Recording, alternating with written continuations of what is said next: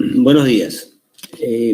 Ayer habíamos quedado hablando en la última parte de la sesión de estructura del delito, pero dijimos que hoy íbamos a volver un poco para atrás, nos habíamos quedado en la charla de ayer, para hablar de una causa de justificación que merece un trato especial. No solamente un trato especial por ser la vedette de las causas de justificación, sino porque además involucra directamente al personal policial. ¿Por qué? Bueno, porque cuando uno analiza la ley de procedimiento policial y habla del procedimiento policial, dice que el policía que actúa en base a el artículo 26 y 28 del Código Penal y a su vez, cumpliendo con las normas, nunca va a ser sancionado por su accionar. ¿Qué quiere decir esto? La doctrina del procedimiento, hay un error en el libro que ustedes reciben al principio del curso, esa revista que viene el Código de Ética, la ley orgánica y la ley de procedimiento, además de, del 10, 20 y 30. Ese artículo dice artículos 26, 27 y 28, pero los tiene como número nada más. En realidad se refiere a los artículos 26 y 28.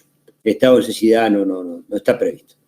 Pero sí es importante esto, porque a su vez hoy se está hablando a nivel parlamentario, podríamos decir que lo que dijimos en el principio de la charla, no de hoy, sino del primer día, la emergencia sanitaria ha demorado un poco las cosas, pero en el mensaje que se va a enviar al Parlamento, que era un proyecto de ley que estaba discutiéndose, se habla de una legítima defensa presunta para la policía. Entonces, es bueno que hoy, en este curso, tengamos bien claro qué es la legítima defensa prevista en el Código Penal, en su artículo 26. Para esta charla vamos a hacer un poquito más de hincapié en ratificar el concepto de anticidad, que lo vimos en la charla anterior, hoy específicamente previsto, y luego ustedes tengan un panorama más acabado para cuando se discuta y eventualmente se reformule, tengan conciencia plena de cuál es el comportamiento esperable al funcionario policial, porque se remite específicamente a él. Dijimos que vamos a empezar a hablar de una causa de justificación, como es legítima defensa. Pues bien, vamos a analizar ahora entonces la legítima defensa.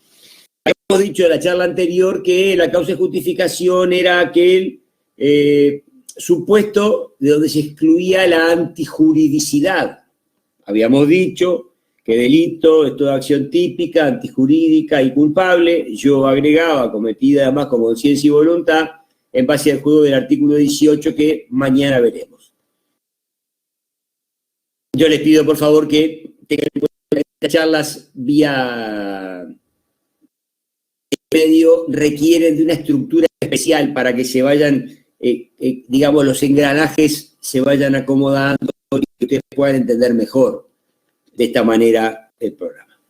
Entonces dijimos que la antijuridicidad, ¿se acuerdan que dijimos el primer día que era lo contrario a la norma, que vulneraba el bien jurídico protegido, porque dijimos que no siempre se podía definir como derecho de una protección, sino un bien jurídico protegido?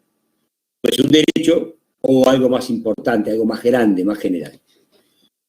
Entonces, cuando una persona actúa actúa bajo una causa de justificación, no comete delito. ¿Por qué? Porque no hay antijuridicidad, un elemento que es especial, es típico, debe tener un delito. Esta transparencia que ustedes están leyendo ahora acá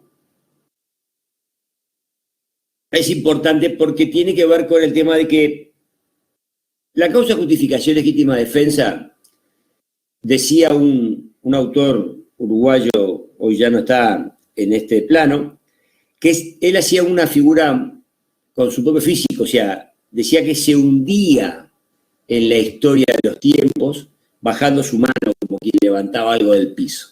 O sea, es connatural con el ser humano el defenderse de un ataque injusto. Ya vamos a ver ahora, cuando veamos la figura penal, cómo se refiere a eso, pero es connatural, es producto de vivir social. Claro, esta definición trae medios racionales, como yo les pongo ahí. ¿Por qué? Porque el mismo artículo nos pide determinados medios. Pero hay que tener en cuenta que no tuvimos tiempo de hablar mucho el primer día de la charla, pero el derecho penal vino a crear, como dijimos, la convivencia, la paz social, el convivir pacíficamente, luego de que antes existía lo llamaban el hacerse justicia por sí mismo. O sea, el sentirse que uno estaba siendo atacado y automáticamente iba y hacía justicia. Digamos, no sin ponernos hollywoodenses, un duelo. Pues bien, ¿qué quiere hacer la ley? ¿Qué hace el derecho penal? Bueno, que quien comete un delito sea juzgado, de ahí que vamos a ver después el debido proceso penal, y que tenga un castigo, lo que dijimos, la retribución y aquello que hablamos el primer día. Pero lo importante es que no haya justicia, no haya ese revanchismo, no sea que yo vaya a pedir justicia. Digo, a la persona, no a la ley. ¿Por qué? Porque en realidad hay un artículo del Código Penal que prohíbe casualmente la justicia por mano propia. O sea, yo no puedo, aunque sé quién, cómo, dónde, cuándo cometió ese delito contra mí, ir y hacerme justicia. Debo recurrir a la autoridad para que ella lo lleve frente a quien debe llevarlo, hoy en el sistema nuevo, fiscalía juez, y que él pague por lo que hizo. Pero hay un momento determinado que yo no puedo recurrir a la justicia, que yo tengo que defenderme, yo, quiero decir en primera persona, o a un pariente, o a un extraño, o en la defensa de mi hogar sagrado e inviolable por el artículo 11 de la Constitución de la República. Ahí no está la autoridad. Ahí no puedo recurrir a nadie. Y si me están atacando, llamo al 911, 911 y espero que venga y veo que la persona viene hacia mí con un arma y yo puedo hacer algo y digo, no, está prohibido, no. La ley dice, pudiendo recurrir a la justicia, me hago justicia por lo propio. De eso sí está castigado. Pero hay momentos en que se justifica ese accionar. Y acá hablamos de que es una legítima defensa. A eso nos vamos a referir. Acá pongo una definición de un autor español, Diego Luzón Peña, porque es abarcativa de lo que venimos diciendo y da pie para seguir hablando. Es interesante, bueno, ustedes la podrán leer solos, no voy a hacer la recreación de una lectura. Voy a entrar directamente a la definición del Código Penal. Ustedes me disculparán que yo no haga una lectura del código, ustedes los invito a que lo hagan, tienen elementos para hacerlo, pero es importante que acompañen luego la lectura del artículo con lo que vamos a hablar, porque el artículo como tal no tiene todos los elementos que vamos a manejar en esta presentación y lo que les vamos a decir. Pero es claro que estamos frente a una causa de justificación, porque lo primero que el artículo 26 nos dice es, se hallan exentos de responsabilidad. O sea, está diciendo, quien cumpla con lo que vamos a poner ahora, está exento de responsabilidad. Y pone 3 elementos que debemos cumplir. Vamos a entendernos, ya dijimos hace un ratito, en defensa propia, en defensa de otra persona, en defensa de terceros. Pero hay 3 elementos que no pueden faltar. Uno es la agresión ilegítima.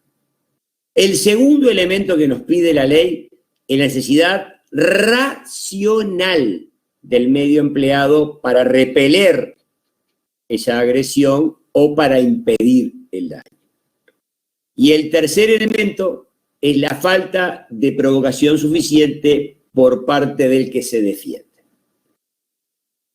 Vamos a analizar primero estos tres elementos por separado en diferentes transparencias y después en las mismas transparencias o diapositivas seguir analizando el resto del artículo.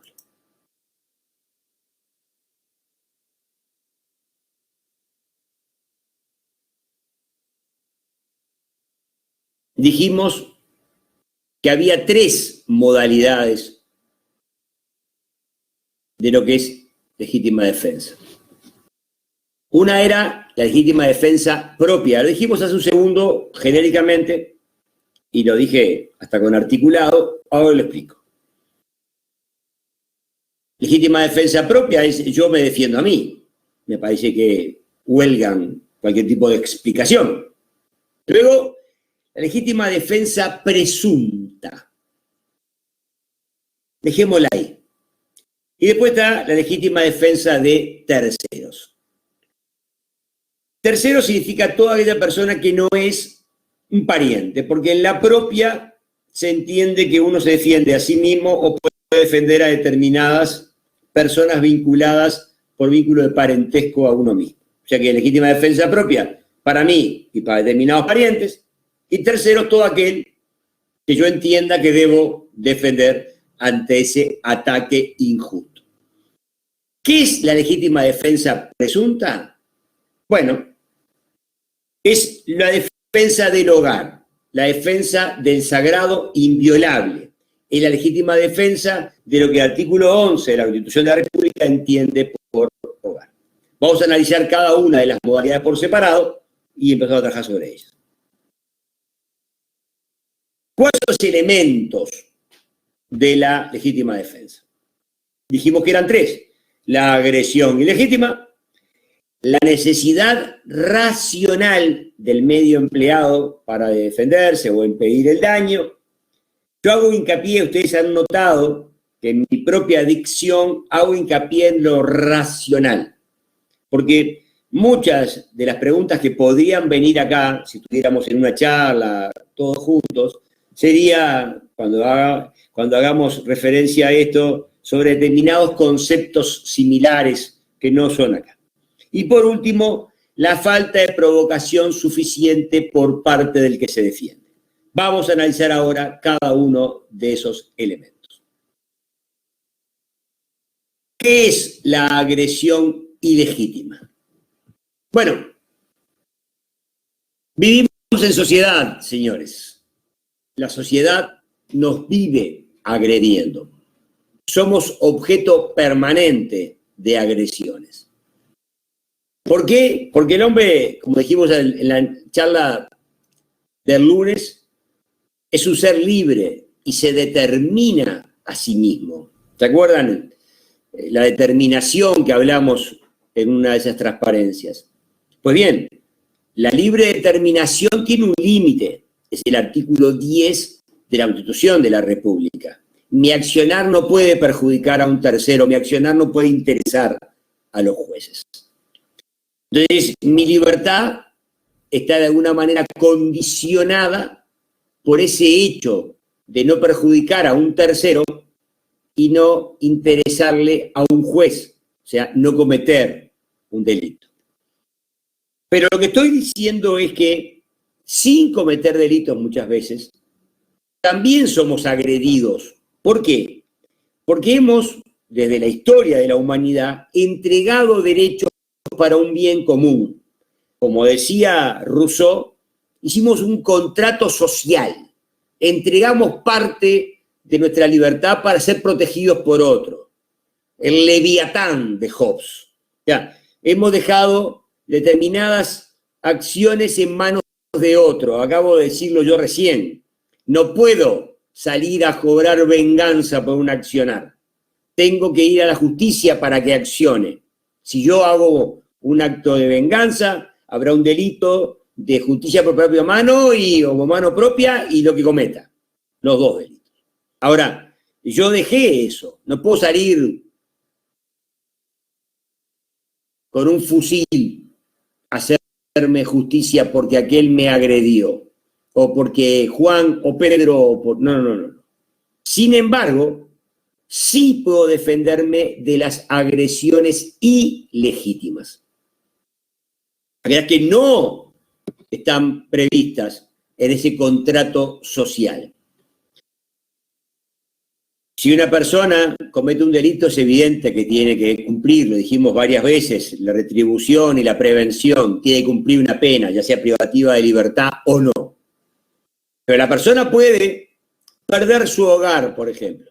¿Por qué? Bueno, porque yo contrato con un señor un negocio jurídico de arrendamiento y no le pago el alquiler. El señor no puede, bajo ningún concepto, venir y sacarme a la fuerza. Justicia por mano propia. El señor debería ir frente a un juez y el juez empezarle un trámite, por supuesto el juez no se le empieza a él, es decir, le da andamiento al trámite de un juicio de desalojo, en el caso sería por mal pagador, y decirme, caballero, ¿usted piensa pagar? Y yo no respondo. Pues bien, me va a decir, señor, va a tener que desalojar la vivienda. Y tampoco respondo. Y un día me va a hacer el lanzamiento, así como se dice, lanzar, sacar. Y yo voy a quedar con mi cuerpito fuera de una casa. Pero qué horrible, estoy en la calle. No, señor, usted está en la calle porque no pagó. No sé si porque no pudo, porque no quiso, pero alguien inició una acción judicial. No vino el dueño y lo sacó a empujones. Le pidió a un juez, hay una agresión a mi derecho, pero es legítima, porque se está defendiendo el derecho de propiedad de la otra persona. Ese ejemplo, que capaz que no es el más claro para penal, sí es claro para entender que vivimos rodeados de agresiones. Sin embargo, esa agresión es legítima. Acá hablamos de agresión ilegítima. Pero si nos quedamos con ese concepto que el legislador puso en el artículo 26, nos faltan algunos elementos.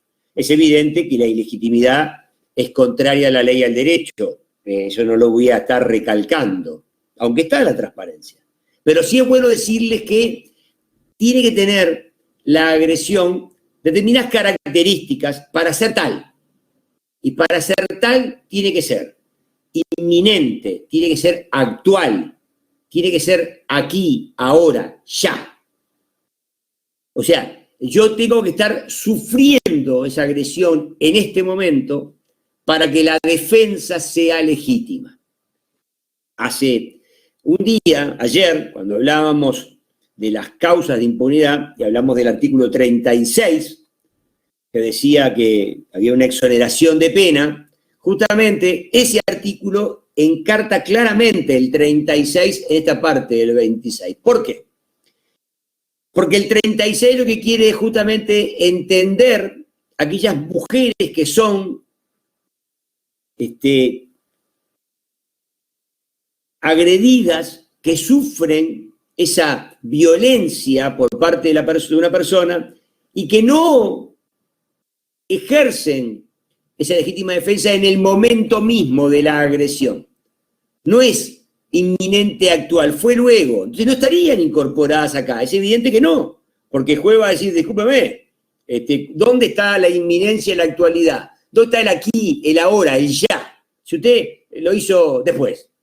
Pero la persona pudo hacerlo cuando pudo. El legislador no es que sea un vil de impunidad, una regla que todo vale. No, pero atendida a las especiales circunstancias, una ley de violencia de la mujer basada en género reforma el artículo 36 y si la señora, si la víctima de la violencia, quiero decir, ajusta su conducta al artículo 36, será esa causa.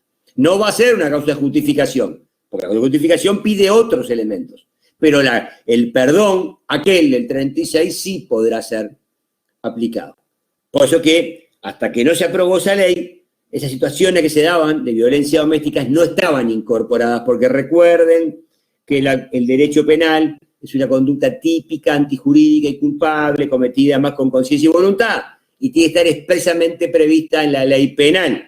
Por lo tanto, al no estar prevista, no había esa protección. Entonces, la agresión es ilegítima y las condicionantes o las características de esa agresión debe ser inminente, debe ser actual, debe ser aquí y debe ser ahora.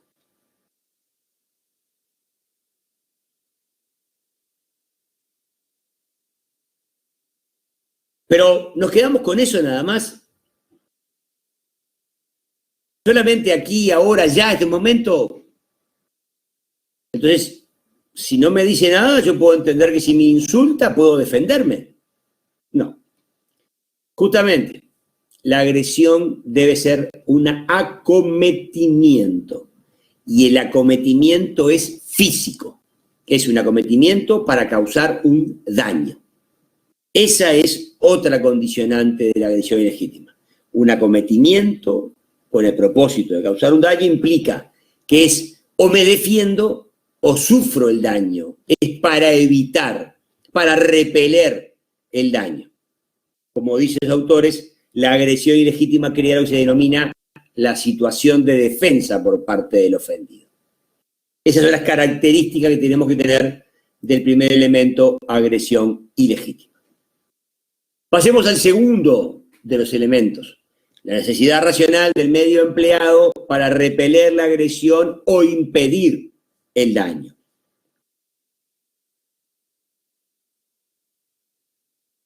Es evidente que iba a venir por este lado mi explicación, si ya lo dije en 2 o 3 transparencias anteriores. Quienes me conocen saben que así más o menos van mis charlas. Yo estaba haciendo hincapié y lo dije en lo racional. ¿Qué es racional? No es que lo racional sea lo similar, lo parecido del medio empleado, lo similar. Primero, tenemos que diferenciar que lo racional está mirado desde el punto de vista de quien se defiende, de la persona atacada, no de quien agrede. ¿Qué significa? Bueno, que vamos a diferenciar determinadas situaciones que hacen a lo racional del medio empleado. Vamos a diferenciar primero la gravedad de la agresión, la proporcionalidad razonable entre la acción y la reacción. ¿Tá? Y también ahí tenemos que ver que también se pueden dar situaciones que la gravedad y proporcionalidad puede estar dada, por ejemplo, en que una persona que sea agredida sea una señora de muy bajo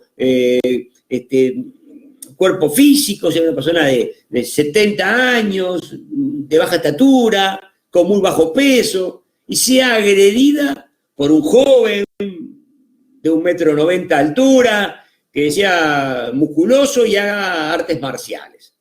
¿Qué suerte puede correr esa señora ante el ataque de esa persona, así sea a mano desnuda? O sea, solamente con sus manos ataque a la persona. Y capaz que ahí se pueda entender que la persona se defienda con un arma de fuego. ¿Por qué? Y bueno, porque la gravedad es que esa persona, frente a ese joven, tiene muy pocas chances de salir beneficiada, de salir gananciosa, de evitar un daño mayor. Entonces, hay que estar en la situación. Por ejemplo, la identidad del bien atacado tiene que ver con la defensa que realiza el ofendido. ¿Qué significa? El hombre, ¿por qué dice bien atacado? Bueno, el hombre viene a mi casa y me hurta. Póngale que me hurte el reloj del abuelo que trajo de Europa, no sé qué, y solamente de por sí, por lo añejo del reloj, vale una cantidad importante de dinero. Eso significa que yo puedo matar a la persona para evitar que me hurte ese reloj. Y creo que no. Me parece que los bienes jurídicos que están en juego, esa balanza que tenemos que tener, el reloj será muy caro, pero la persona es la vida. Pero no vayamos a eso, pongan la persona que hoy estamos en la época de que no existe lo monetario, estamos todos plastificados. La inclusión financiera. Pero pongan que la persona va y cobra, como en la época que éramos jóvenes, el sueldo en la ventanilla de la empresa. Y se lleva el sobrecito con el sueldo, con el cual ni siquiera va a sobrevivir el mes, pero por lo menos tapa los agujeros que tiene el mes pasado y bueno, empieza a generar agujeros nuevos. Y viene esta persona y le hurta ese sobrecito con todo el dinero. Lo deja peor de lo que podía estar y él va y ese dinero me significaba la comida de mis hijos, porque además de tapar agujeros comemos de ahí. Y yo lo mato porque me lleva el dinero. Hay una racionalidad, hay una proporción. No, tenemos que analizar todos los elementos juntos. Bueno, ya lo dije cuando hablé de la proporcionalidad, acá hablamos en el C, ustedes van a ver acá en la transparencia que habla de la condición sujeto atacado, bueno, la inferioridad, bueno. Los medios, ahí está, la proporcionalidad razonable, el medio de que dispongo para defenderme con respecto al medio con que me ataca la persona. O sea, el señor me ataca a mí con un cuchillo de cocina, vamos a manejar marcas, Tramontina, que tiene muchos serruchos, pero no deja de ser un cuchillo de cocina, y yo tengo para defenderme un machete. ¿Qué hago? ¿Salgo corriendo a buscar un cuchillo de cocina para que haya una proporcionalidad razonable entre... No, al revés. Es razonable que yo me defienda con lo que tengo. La proporcionalidad de José tal cuando él me atacó. Por ejemplo, tengo un arma de fuego y él viene con un cuchillo, no importa cuál sea, con una daga, con un puñal. No tengo más que mi arma para defenderme. Todos sabemos, ustedes saben más que yo porque están en esa materia, que un arma blanca a una distancia bastante prudencial hace mucho más daño inclusive que un arma de fuego. Pues bien, está a 20 metros, el hombre me dice, lo voy a matar, doctor, y me muestra el puñal. Y yo hago puntería y le pego un tiro, lo mato a 20 metros de distancia. Y lo más seguro que no sea proporcionalidad razonable. Ahora, viendo lo que sigue para abajo, la producción en lugar cerrado o abierto, yo estoy en un lugar cerrado, o sea, no puedo irme a ninguna parte. Él viene corriendo a atacarme con su puñal. Estoy contra la pared, no puedo ir a ninguna parte, tengo mi arma de fuego. ¿Es proporcional? ¿Es razonable que me defienda con mi arma frente al cuchillo? Y sí, señores, es. Porque no tengo otro, no sé cómo tengo que defenderme, y si se me arrima, como viene arrimándose, lo más seguro que yo sea la víctima. Y la legítima defensa para que la víctima se proteja del agresor. Luego sigue diciendo la noche, la cantidad por la espalda, todos los elementos que estamos trabajando. El tercer elemento que tenemos que hablar ahora es la falta de provocación suficiente por parte del que se defiende. ¿Qué significa esto? Que la persona que va a ser en definitiva quien termina cometiendo el acto, o sea, quien es el agredido y termina siendo el ofensor, no puede dar lugar a la agresión. O sea, no puede tratar de que la persona reaccione insultándola, haciéndole ademanes, provocándola, para que la persona explote, venga a atacarme y yo diga, me atacaste, me defendí. Parece muy pueril, muy infantil. Sin embargo, es así. La diferenciación es evitar que la persona tenga lo que se denomina el pretexto de la defensa por parte del agredido, como decía Jiménez de Azúa, ustedes lo van a ver en la transparencia ahí. ¿Está? Tiene que haber una provocación adecuada y bastante proporcionada, como dice ahí. ¿Qué significa suficiente? Bueno, que yo no tengo que haber dado pie, ¿está? Y que la agresión nace de parte de quien termina siendo, en definitiva, la víctima. Dijimos que íbamos por elementos, pero que lo presunto lo veíamos después. ¿Qué es lo presunto? Que dice el texto del Código Penal. Lo que se presume, de ahí presunto, son los tres elementos. La agresión ilegítima, la racionalidad del medio empleado y la falta de provocación suficiente. Esos tres elementos se presumen cuando la persona defiende la entrada de un hogar habitado, ¿tá? O que encuentra una persona dentro de ella. Y esto tuvo una reforma porque antes la legítima defensa presunta solamente era nocturna. ¿Qué significaba? Que el dueño de casa o quien hacía sus veces podía solamente defender su hogar en horas de la noche. Eso fue derogado por la ley 7.243, que quitó la referencia a la nocturnidad y hoy la legítima defensa del hogar se puede hacer todo el día. ¿Qué es el hogar? Bueno, la ley dice, el que defiende la entrada del hogar o sus dependencias. ¿Qué significa eso? Bueno, las dependencias es aquello que está continuo a lo que es el hogar. No es dependencia, por ejemplo, el galponcito que está a 15, a 20 metros de la entrada de mi casa, porque mi casa es esto que está cerrado y aquello está después del fondo. Pero sí, un zaguán, un garaje, un porche, sí son lugares que son contiguos, que es de defensa, está antes de donde yo puedo defenderme. Es muy claro, digo, no quiero ahondar mucho porque me parece que podemos ver de qué manera la contigüidad es todo lo que signifique casa, que está adosado, que está contiguo, que está continuo a la construcción principal de lo que es el hogar. Disculpen. Vamos a hablar ahora de la legítima defensa de terceros. La legítima defensa de terceros reduce a dos los elementos. Una es a la agresión ilegítima y a la necesidad racional del medio empleado para repeler la agresión.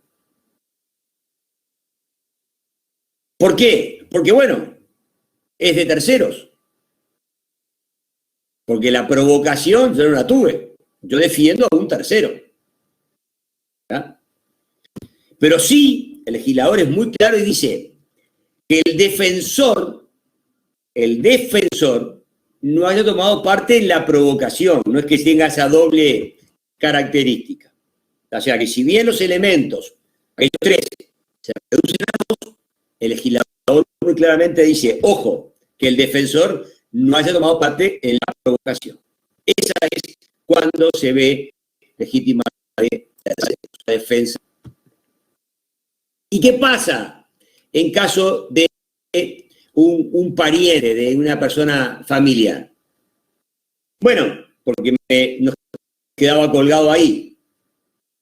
Imagínense ustedes que una persona llega a una esquina y están agrediendo a su hijo. 3 personas agreden a su hijo. O hay una reyerta, una riña en la cual participa su hijo y de otro lado 2 o 3 personas. O una, no importa.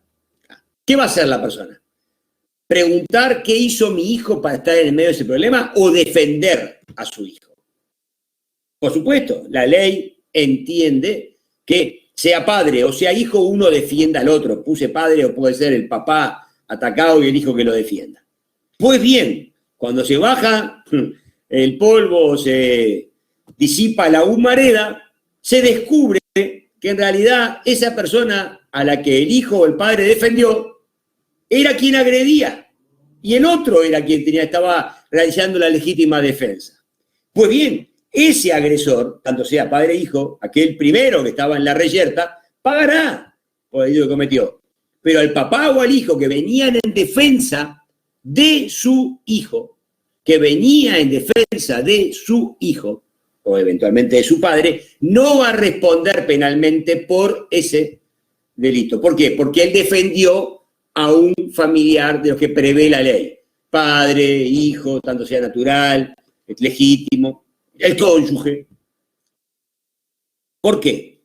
Porque no se le puede exigir a alguien que averigüe primero y defienda después, porque en esos momentos es de muy difícil averiguación lo que pasó. Es muy difícil.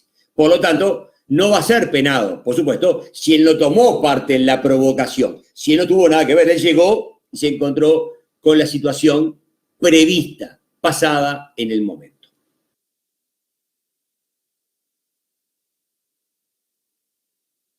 Existen lo que se denominan la legítima defensa mecánica. Hoy está muy de moda esto, lo llama la vigilancia electrónica. Una cosa es esos que vemos nosotros, esos tótem que tienen una persona que está mirando un panel, que por supuesto mira muchísimos paneles. Nosotros lo vemos muchas veces que está mirando y no está mirando para ese lugar que lo vemos nosotros, no le vemos los ojos mirándonos, ven muchos paneles. Y están los otros, aquellos dispositivos materiales que son lo que se denominan los pastores eléctricos, las cercas eléctricas.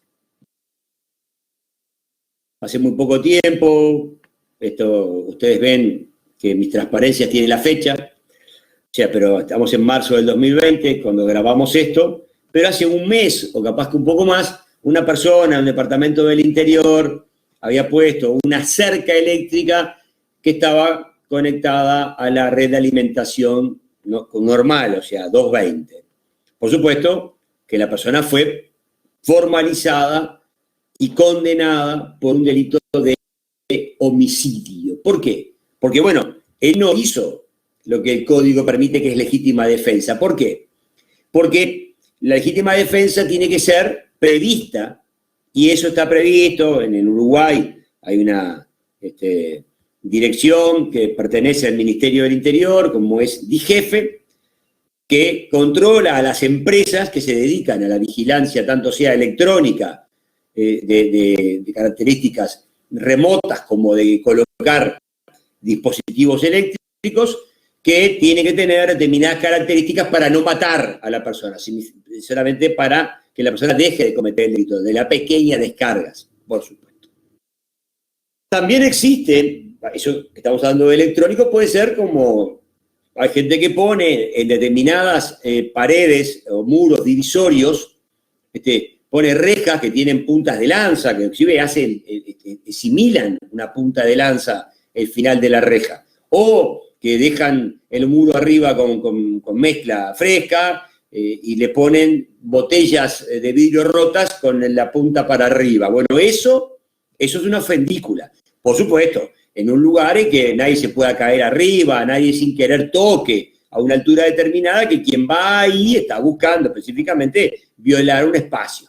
¿Está? ¿Estamos de acuerdo? O sea, está, inclusive está a una altura que nadie llega, a la altura de la medianera, que es un tema de derecho civil, y la altura que se llega convencionalmente, depende del lugar y circunstancias. Y como le decía yo, muchas veces se ponen carteles que identifican claramente, señalan, bueno, cerca eléctrica, señalan a lo otro. No son, por ejemplo, aquel caso de aquella persona que había puesto sobre un caballete una escopeta, que estaba apuntando hacia la puerta y con un mecanismo de polea, cuando alguien abría la puerta de un galpón, sin tener las precauciones correspondientes, al abrir la puerta y no soltar un pestillo que estaba colocado al efecto, hacía accionar la cola del disparador y la escopeta disparaba hacia la puerta. Bueno, eso es evidentemente un delito de homicidio, no es una defensa mecánica. Queda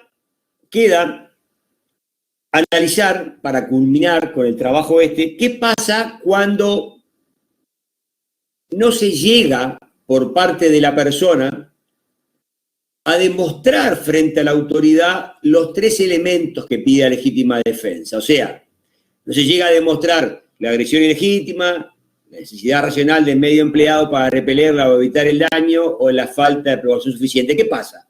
¿Qué hace la ley? ¿Le pone el castigo total del delito que cometió? Pues no. Existe lo que se denomina la legítima defensa incompleta. O sea, el legislador dice, existe la justificación, pero entendamos, estamos justificando el accionar de una persona que es violatorio de una norma de derecho, de una norma establecida en el Código Penal o leyes especiales, por el cual una persona puede terminar, en el ejemplo que hemos puesto, muerta. Porque siempre nos referimos al delito de homicidio o de lesiones en esta charla. Pues bien, ¿qué hace el legislador? Dice, bueno, si falta alguno de los elementos, si uno de los tres no está, ¿tá? No es que la persona no tenga la posibilidad de tener una posibilidad de aminorar, de morigerar su responsabilidad, sino que en el artículo 46 del Código Penal, donde están previstas las causas que se denominan atenuantes de las figuras delictivas, en el 47 están las agravantes de las figuras delictivas, ahí sí, el legislador en el numeral primero del artículo 46 dice que van a atenuar los delitos la legítima defensa incompleta, o sea, es aquella legítima defensa que no cuenta con los 3 elementos que el legislador pide en el artículo 26 del Código Penal, sino que le falta uno de ellos.